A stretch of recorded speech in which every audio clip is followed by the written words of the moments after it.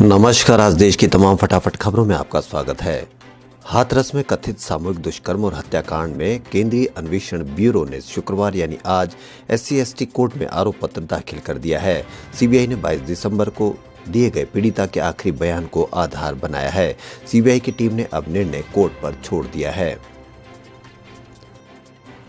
उत्तर प्रदेश सरकार के धर्म परिवर्तन को लेकर जारी अध्यादेश को चुनौती देने वाली याचिका पर इलाहाबाद हाईकोर्ट ने राज्य सरकार से 4 जनवरी तक जवाब मांगा है और याचिका को सुनवाई के लिए 7 जनवरी को पेश करने के निर्देश दिए हैं। यह आदेश मुख्य न्यायाधीश गोविंद माथुर तथा न्यायमूर्ति पीयूष अग्रवाल की खंडपीठ ने सौरभ कुमार की जनहित याचिका पर दिया है। जनहित याचिका में अध्यादेश को नैतिक व संवैधानिक रूप से अवैध बताते हुए रद्द करने की मांग की गई है और कहा गया है कि इस कानून के तहत उत्पीड़न पर रोक लगे। प्रधानमंत्री नरेंद्र मोदी मध्य प्रदेश के किसानों के साथ संवाद कर रहे हैं। कृषि कानूनों के खिलाफ जारी किसानों के आंदोलन के बीच पीएम मोदी आज बड़े स्तर पर किसानों से संवाद कर रहे हैं। पीएम मोदी ने बताया कि जितना ये वादा करते हैं उतना कभी कर्ज माफ नहीं करते थे। इसका फायदा कांग्रेस के करीबी और रिश्तेदारों को मिलता था। ये सिर्फ बड़े किसानों का कर्ज माफ करते थे और समझते थे अपना काम पूरा हो गया।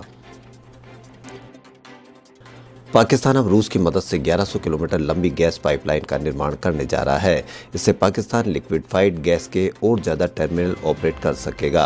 पाकिस्तान और रूस के बीच हुए समझौते के तहत रूसी कंपनियां कराची के कासिम बंदरगाह से पंजाब प्रांत के कसूर तक लंबी 1122 किलोमीटर पाइपलाइन के जरिए लिक्विड प्राकृतिक गैस की आपूर्ति करेगी। बीते महीनों में कांग्रेस के अंदर ही विरोध के सुर उठे थे। अब मामले सुलझाने के लिए अंतरिम अध्यक्ष सोनिया गांधी आगे आई है। न्यूज एजेंसी के मुताबिक कल से एक हफ्ते तक सोनिया कांग्रेस के कई नेताओं से मिलेगी। इसमें उनकी शिकायतों के अलावा पार्टी के आगे की रणनीति पर चर्चा होगी। पार्टी नेताओं के मुताबिक मीटिंग में राज्य और केंद्रीय स्तर के नेताओं से चर्चा होगी। 3 नए कृषि कानूनों के विरोध में किसान आंदोलन का 23वां दिन है। किसान कानून वापसी की मांग पर अड़े हैं। दिल्ली के सिंगू बॉर्डर पर आंदोलन कर रहे किसानों ने कहा कि प्रधानमंत्री को उनसे बात करनी चाहिए। कृषि कानूनों के खिलाफ अपनी लड़ाई नहीं छोड़ेंगे। ठंड देश में अब लगातार बढ़ रही है। मौसम विभाग ने राजस्थान और पंजाब में शीतलहर का ऑरेंज अलर्ट जारी किया है। टेम्परेचर सामान्य से 2 से 4 डिग्री नीचे आने पर यह अलर्ट जारी किया जाता है। राजस्थान में जैसलमेर के चांदन इलाके में बीती रात टेम्परेचर -1.5 डिग्री रह गया। कश्मीर में लगातार बर्फबारी हो रही है। हिमाचल के कई इलाकों में भी टेम्परेचर माइनस में जाने से वहां बर्फ जमने लगी है। इसरो अगले 8 महीने में पहली बार किसी निजी भारतीय कंपनी का उपग्रह अंतरिक्ष में भेजेगा। बेंगलुरु में अंतरिक्ष तकनीक से जुड़े स्टार्टअप पिक्सेल इंडिया का अर्थ ऑब्जर्वेशन सैटेलाइट आनंद इसरो के PSLV C51 रॉकेट के जरिए अगले साल अंतरिक्ष में जाएगा। मध्य प्रदेश में किसान सम्मेलन में किसानों को संबोधित करते हुए प्रधानमंत्री नरेंद्र मोदी ने एक बार फिर किसान कानूनों का समर्थन किया है। पीएम मोदी ने कहा कि ये जो कृषि कानून लाए गए हैं वो रातों रात नहीं लाए गए हैं। पिछले 20-22 सालों में हर सरकार ने इस पर व्यापक चर्चा की है। पीएम ने कहा कि बीते कई दिनों से देश में किसानों के लिए जो नए कानून बने उनकी बहुत चर्चा है। ये कृषि सुधार कानून रातों रात नहीं बनाए गए। पिछले 20-22 साल से हर सरकार ने इस पर व्यापक चर्चा की है। उपभोक्ताओं को फाइनेंस, बीमा, बैंकिंग क्षेत्र में 2020 में कई बड़ी सौगात मिली है। इनमें NEFT, RTGS की 24 घंटे सातों दिन सुविधा, रुपए और UPI लेन देन पर शुल्क हटाना शामिल है। बंद बीमा पॉलिसी शुरू कराने के लिए अब ज़्यादा वक्त और शादी, शिक्षा या बीमारी के लिए इससे धन निकालने की व्यवस्था भी शुरू हुई है। इनकम टैक्स की कई नई वैकल्पिक प्रणाली भी इसी साल शुरू हुई है। देश भर में कोरोना वायरस संक्रमण के हालात पर आज सुप्रीम कोर्ट में सुनवाई हुई है। इस दौरान कोर्ट ने हर राज्य को एक नोडल ऑफिसर नियुक्त करने के दिशा निर्देश जारी किए हैं। कोर्ट के निर्देश के मुताबिक ये नोडल ऑफिसर हर अस्पताल में फायर सेफ्टी की ऑडिट करेगा और हर महीने राज्य को रिपोर्ट सौंपेगा। कोर्ट ने कहा कि जिन हॉस्पिटल ने अभी तक फायर NOC नहीं ली है वो तत्काल ले ले। कोर्ट ने कहा कि अगर 4 हफ्ते के भीतर अस्पताल फायर NOC नहीं लेते हैं तो राज्य सरकार उन पर कार्रवाई करे।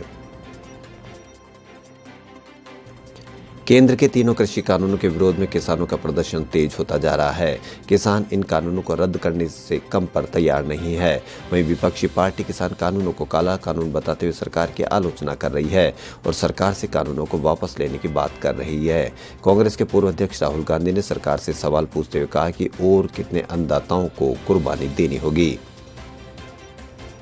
पिछले 24 घंटे में कोरोना के 22,800 नए मामले सामने आए हैं। 31,087 मरीज ठीक भी हुए हैं।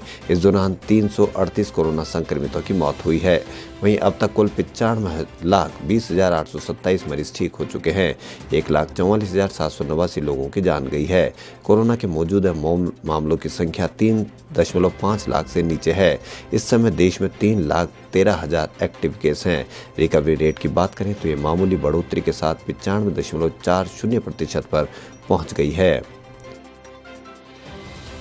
कोरोना वायरस की रूसी वैक्सीन स्पुतनिक भी भारत में तैयार की जा रही है। इसे लेकर रूसी प्रत्यक्ष निवेश कोष के सीईओ किरिल दिमित्रिव का कहना है कि रूस अपने स्पुतनिक वी कोविड-19 वैक्सीन के पहले नमूनों का परीक्षण कर रहा है, जो भारत में उत्पादित किए गए थे। सुप्रीम कोर्ट ने शीर्ष अदालत के खिलाफ कथित अवमाननाजनक ट्वीट करने के मामले में कॉमेडियन कुणाल कामरा और कॉमिक आर्टिस्ट रचित तनेजा को शुक्रवार को कारण बताओ नोटिस जारी किया है। खबरों फिलहाल इतना ही। यदि आपको हमारा चैनल पसंद आए तो लाइक, सब्सक्राइब और शेयर अवश्य करें। धन्यवाद।